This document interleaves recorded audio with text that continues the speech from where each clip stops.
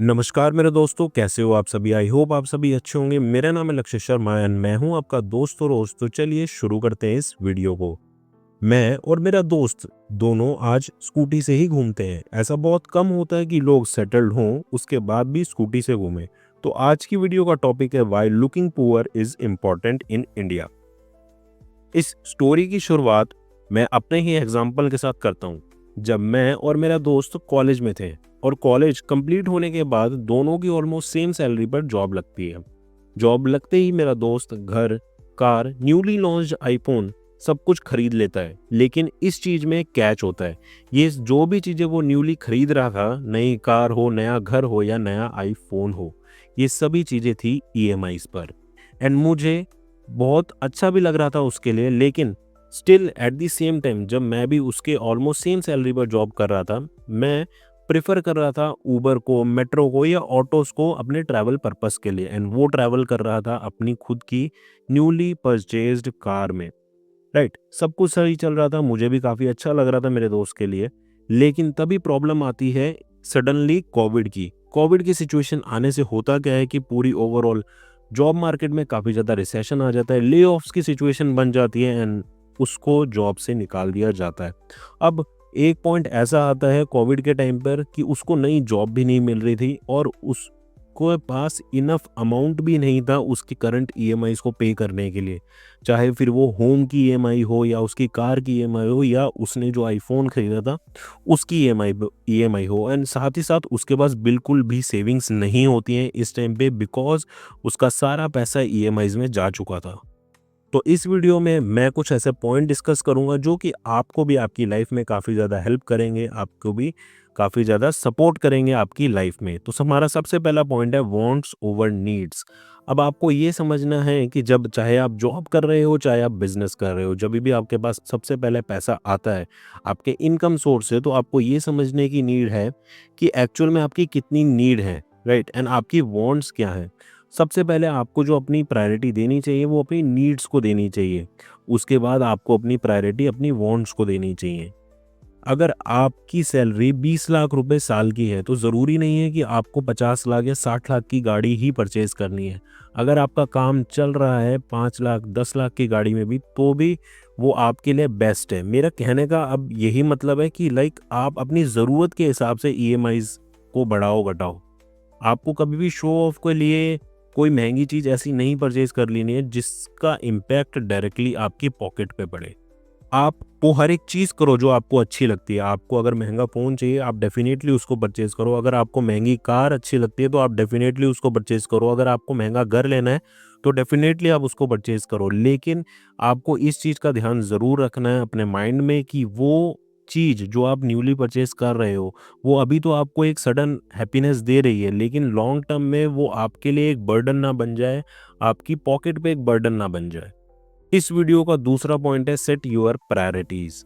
अब इस चीज को मैं आपको एक एग्जांपल के साथ एक्सप्लेन करता हूँ। सपोज करो आपके पास एचपी का लैपटॉप है एंड उससे आपका काफ़ी सारा काम अच्छे से चल रहा है, आपका ऑफिस वर्क अच्छे से चल रहा है। अगर आप वीडियोस वगैरह बनाते हो तो उसमें एडिटिंग भी बहुत अच्छे से हो रही है। स्टिल आप ये सोचते हो कि आपको एप्पल का लैपटॉप परचेज करना है या उससे और ज़्यादा बेटर लैपटॉप परचेज करना है, तो वो वहाँ पर उस करंट सिचुएशन के हिसाब से एक रॉन्ग डिसीजन होगा।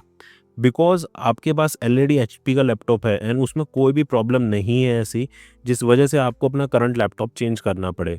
राइट, अब इस चीज़ का एग्जांपल एक और लेते हैं। जैसे कि अगर आपके पास एक स्कूटी है, अच्छी खासी स्कूटी है, बहुत अच्छे से चल रही है, राइट, एंड आपको भी काफ़ी हेल्प हो रही है उससे इधर उधर आने में। लेकिन अब आपके माइंड में आता है कि आपको कार परचेज करनी है, तो आपको ये सोचना पड़ेगा कि क्या एक्चुअल में आपको एक गाड़ी की नीड है as per your current situation. अगर आप एक अर्बन सिटी में रहते हो, एक टीयर 1 सिटी में रहते हो, तो यहाँ पर तो ऑलरेडी ट्रैफिक की बहुत ज़्यादा प्रॉब्लम होती है। तो आपको इन फैक्टर्स को भी कंसीडर करना है। आपका फैमिली साइज़ कितना है। अगर आप एक बैचलर हो तो आई आई आई प्रेफर कि आप स्कूटी से ही ट्रैवल करो। आपको गाड़ी की ज़रूरत नहीं है अभी, जब तक आपकी एक फैमिली बड़ी नहीं हो रही, आपके बच्चे हैं, आपका स्पाउस आपके साथ रह रहा है। तो उस सिचुएशन में आई अंडरस्टैंड कि कभी कभी आपको गाड़ी की नीड पड़ सकती है। लेकिन जब तक आप बैचलर हो तो आई प्रिफर आपकी प्रायोरिटी स्कूटी ही होनी चाहिए ओवर कार। इस वीडियो का तीसरा पॉइंट है मोबाइल फ़ोन्स। अब काफ़ी लोग महंगे फ़ोन परचेज़ कर लेते हैं, लाख, 1.5 लाख के फ़ोन परचेज़ कर लेते हैं क्योंकि उन्हें सिर्फ़ और सिर्फ़ शो ऑफ़ करना होता है। लेकिन ये एक फ़ाइनेंशियली बहुत ही ज़्यादा गलत डिसीज़न है क्योंकि एक मोबाइल फ़ोन बहुत कम चांसेस होते हैं कि वो एसेट हो हमारे लिए। अगर आप उससे एक एक महँगा मोबाइल फ़ोन खरीद रहे हो या एक महँगा कैमरा खरीद रहे हो, आप उससे वीडियो शूट कर रहे हो, आप यूट्यूब पे डाल रहे हो, आप इंस्टाग्राम पे डाल रहे हो, आपको ब्रांड अप्रोच कर रहे हैं, बड़े-बड़े ब्रांड्स आपको अप्रोच कर रहे हैं, आपको एडसेंस से अच्छा खासा रेवेन्यू मिल रहा है, अच्छा खासा पैसा मिल रहा है, तो in that situation investing 1.5 lakh in a laptop और इन अ कैमरा, वो आपके लिए एक बेस्ट एसेट हो सकता है। अदरवाइज़ ये चीज़ें आपके लिए लायबिलिटीज़ हैं। अगर आप एक 1 1.5 लाख का फ़ोन खरीद रहे हो और आप उससे पैसा नहीं बना पा रहे हो, आप जस्ट एक नॉर्मल यूज़ के लिए, आप अपने डेली यूज़ के लिए इतना महँगा फ़ोन खरीद रहे हो जस्ट बिकॉज़ आपको शो ऑफ करना है, तो ये एक बहुत ही ज़्यादा फाइनेंशियली बेकार डिसीज़न है क्योंकि 30 टू 40,000 में भी काफ़ी अच्छे फ़ोन्स मिल जाते हैं, जिनसे आप अपना रेगुलर जो बेसिक काम है, जो आपको कॉलिंग वगैरह का काम रहेगा, वो ईज़िली कर पाओगे। इस वीडियो का 4th पॉइंट है सेविंग्स एंड इन्वेस्टमेंट।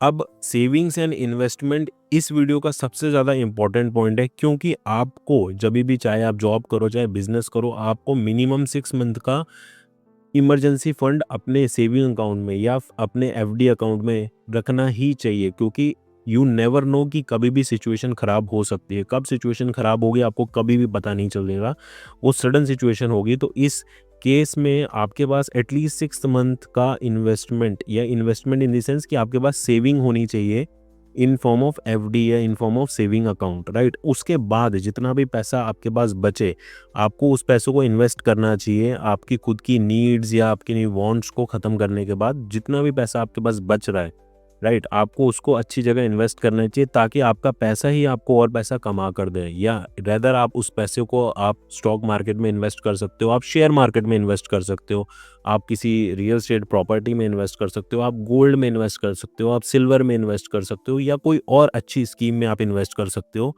लेकिन ध्यान रखो, अगर आपको अपनी लाइफ में ग्रो करना है, रिच बनना है, तो आपको अपने पैसे को, इवन अ सिंगल पेनी, आपको हर एक रुपये को काम पे लगाना ही पड़ेगा।